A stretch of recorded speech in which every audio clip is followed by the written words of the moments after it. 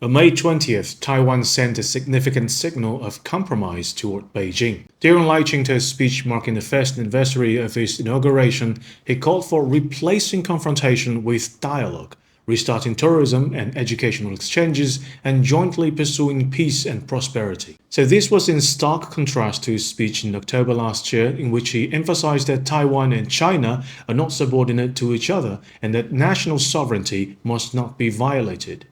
According to Chinese strategist Professor Wang Xiangsui, compared to the Tsai Ing-wen era, this does represent a positive signal for China's reunification. However, the underlying reason is not so much a sudden moral awakening by Lai, a senior Taiwan separatist, but rather a battle fought by Pakistan served as a wake-up call or even a scare. Beijing has always clearly retained the option of resolving the Taiwan question by force. Yet for a long time, the illusion of achieving split China through military means persisted in Taiwan Island, under the belief that purchasing second-hand American weapons could somehow deter the PLA. However, just 2 weeks ago, skillful Pakistani pilots flying Chinese-made J-10C fighter jets shot down several Indian Rafale jets without suffering any losses.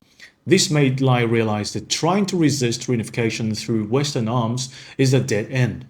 After all, Taiwan's most advanced fighter, the F-16V, is just a fourth-generation aircraft. Meanwhile, China's J-10, already no longer considered cutting-edge in a PLA arsenal, can easily outmatch the Rafale, a 4.5-generation fighter with superior beyond-visual-range combat capabilities compared to the F-16V. So in the face of more advanced fighters like the J-20 or even 6th-generation jets from the PLA, he began to realize that the so-called Western protection that he had relied on was nothing more than a sandcastle easily destroyed by a single blow. Moreover, even before taking office, Trump had repeatedly suggested the US would not intervene militarily in a cross-strait conflict. His toughest statement was merely, if China takes back Taiwan, I'll impose a 200% tariff. Yet today, in the face of China's resilience against the 245% tariff war, it's Trump who is requesting a 90-day ceasefire. This dramatic shift in an international situation has caused Taiwan separatists, who once relied on foreign support, to lose their backbone and transform into advocates for peace. However, as Professor Wang emphasized, the change in the international landscape is merely a catalyst for reunification. What truly brought Lai back to the negotiating table was Beijing's application of a strategy rooted in thousands of years of Chinese wisdom. Previously, Taiwan separatists clung to the idea of maintaining the status quo, believing they could indefinitely delay a choice between peaceful or forceful reunification. But in Beijing's timeline, reunification was already underway, not in some binary of war or peace, but as a multifaceted campaign utilizing a range of methods, including force. For example, through multiple joint military exercises, the PLA has steadily brought training zones closer to Taiwan Island. These now involve not only the Navy but also joint Coast Guard patrols, incorporating areas once controlled by Taipei and waters previously defined by Western politicians as international into routine jurisdiction.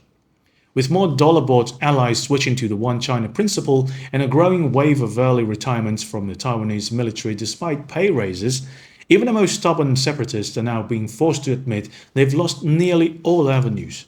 As a result, they've shifted from Tsai Ing-wen's stance of no talks for the sake of talks to now actively seeking to replace confrontation with dialogue. This dual pressure from the international environment and domestic reality may seem like a new shift, yet all Taiwan separatists seem to have forgotten that during the Korean War, Mao Zedong successfully used the strategy of fighting while negotiating, using combat to push for talks to force the overconfident US military back to the negotiating table. This approach actually has a much older name, 布势. In a 布势 or strategic positioning, 布 refers to the deployment of military power, resources, equipment, and terrain. 势 refers to the battlefield momentum, posture, and advantageous conditions. The concept was first proposed by the ancient Chinese military strategist Sun Wu, author of The Art of War.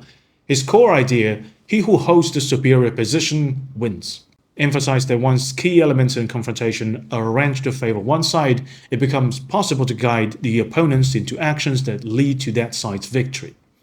Both sides of Taiwan Strait share the same language and are an inheritor of Chinese wisdom. Yet in recent years, some Taiwan politicians have sought to split Taiwan from China by aggressively promoting de-Sinicization, severing their ties to Chinese culture and distorting regional history. Their loss of ability to understand such strategic thinking is like reunification itself, an inevitable historical trend. As unworthy descendants of the Chinese nation, Taiwan separatists must now face the reality. In the face of mainland's overwhelming power and unwavering resolve, they have no choice. Thank you for watching this episode of Topics. I'm Chris. If you have any thoughts, please leave a comment below and see you next time.